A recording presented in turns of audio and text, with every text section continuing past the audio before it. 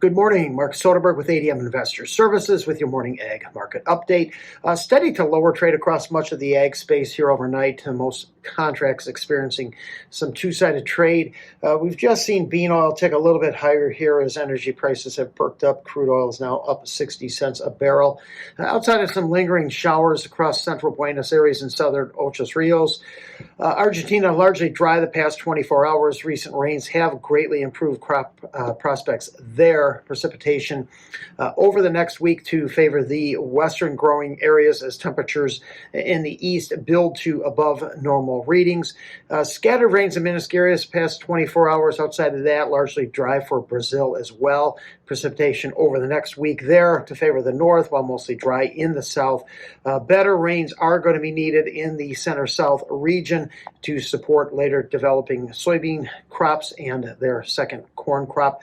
Here in the U.S., cooler temperatures are really now confined to the northern Midwest and Great Lakes region. Precipitation to favor the eastern Corn Belt over the next week. Lighter amounts in the central Corn Belt with very little moisture for the western Corn Belt and plain states. Week 2 of the outlook does show widespread warming temperatures across much of the nation's midsection, as well as normal to above normal precipitation. U.S. dollar, that is moderately higher here, while U.S. stock indices are just slightly higher here as well.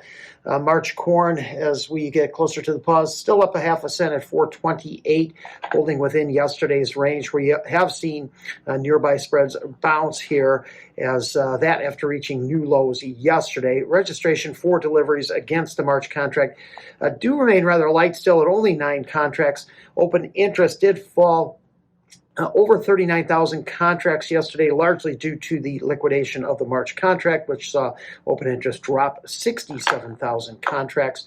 Speculative traders yesterday, they bought about 6,000 contracts of corn. We've got that short position now being knocked down to about 17,000 contracts, which would be the lowest in the last couple months. Dr. Cornier, he did lower his Brazilian corn production forecast 1 million metric tons down to 135. This due to slowness here on the second crop plantings. His estimate is still above the USDA at 131, however, below CONAB's forecast at 138.4. March beans down 4.5 cents at 11.29 and 3/4, holding just above yesterday's low. Meal down about a buck. Oil now is pretty much steady here. After buying 5,000 contracts yesterday, we estimate the money manager long position in bean oil is back up to about 50,000 contracts, which, if verified by the CFTC, would be the largest in 6 months. Long position in beans is at roughly 165,000 contracts, still well below the November peak, which was at 230,000. Open interest down 10,000 in both beans and meal yesterday. Down only about 2,000 in the bean oil, despite the March contract alone being down over 17,000 contracts.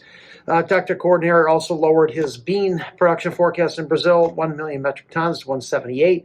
That is just below the USDA at 180 and above CONAB at 177.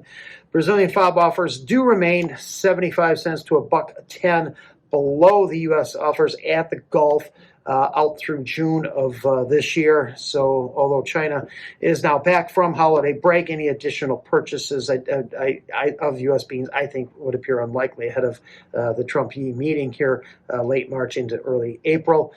Wheat prices steady to a little bit lower here. Kansas City is down 4.5 cents here to 5.55.5 after surging over 80 cents a bushel off the December low. The Chicago futures price over corn is now at $1.40, so I think that does take wheat out of mini feed rations. And Jordan did pass on their most recent tender for 120,000 tons of wheat.